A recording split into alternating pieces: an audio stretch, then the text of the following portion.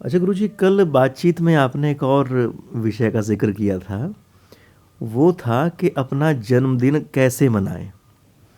तो उसके बारे में भी हम सबको थोड़ा-सा जानकारी दें। आपने इस विषय में एक लेख भी लिखा था।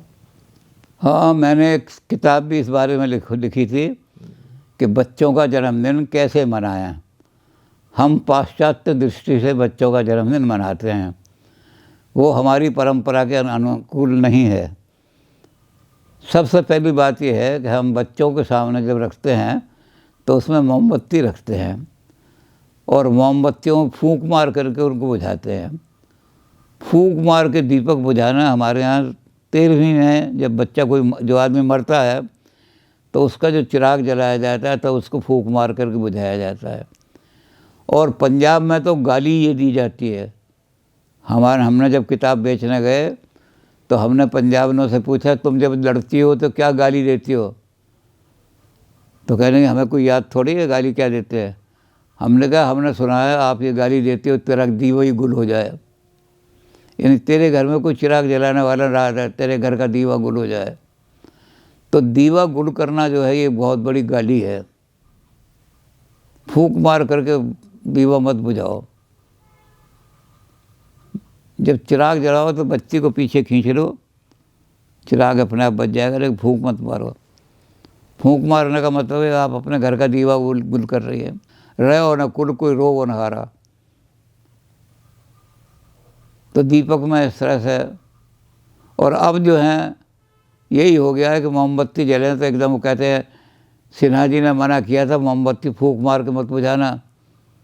वो दूसरी औरतों को मना कर देती हैं कि रुक जाओ, ऐसे मत बुझाओ मोमबत्ती। तो हमने कहा मोमबत्ती बुझाओ नहीं, जलाओ। बच्चा अगर आपका बहुत बड़ा घर में जगह नहीं है तो जला के बाहर रख दो।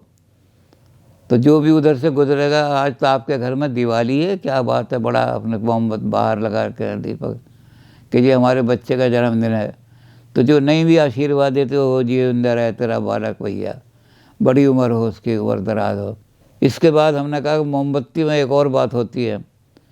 मोमबत्ती जब तक जलेगी उसमें से बूंदें टपकती रहती हैं।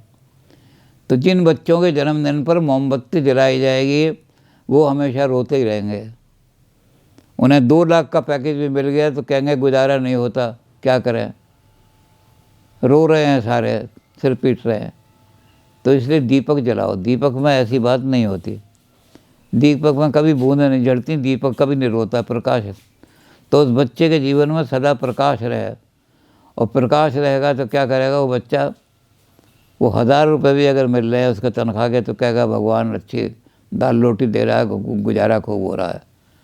और तीसरा हमने कहा था कि केक काटना ये भी वर्जित करो। विदेश में कहीं भी चले जाओ वहाँ अच्छी मिठाई नहीं बनती, वहाँ सबसे बढ़िया मिठाई केक होती है। और भारत में ये होगा कि बच्चा अच्छी से अच्छी मिठाई लाए तो बच्चे को उस दिन ये कह दो कि बेटा तुम अपने पसंद से अच्छी मिठाई ले आओ, तो कोई मूर्ख बच्चा भी केक नहीं लाएगा। तो सब दिन चंगे, त्यौहार के दिन नंगे। और दिनों में तो खूब मिठाई खिला रहे हो, जिस दिन जन्मदिन उस दिन केक घटिया मिठाई ला के रख दी। तो इसलिए कुछ खोया ले आओ या कोई चीज़ ले आओ, उनकी पिंडी बना करके रख दो, बच्चा उसे काटेगा और सबको बांटेगा। तो किताब हमारी काफ़ी बिकी, वो बहुत बिकी। और जहाँ नहीं भी बिकी थी वो भी 2 औरतें एक दूसरे से कह देती हैं कि मोमबत्ती जलाएगी तो मोमबत्ती रोती रहेगी, सारी उम्र तेरा बालक रोएगा। तो दीपक जला। जी गुरुजी।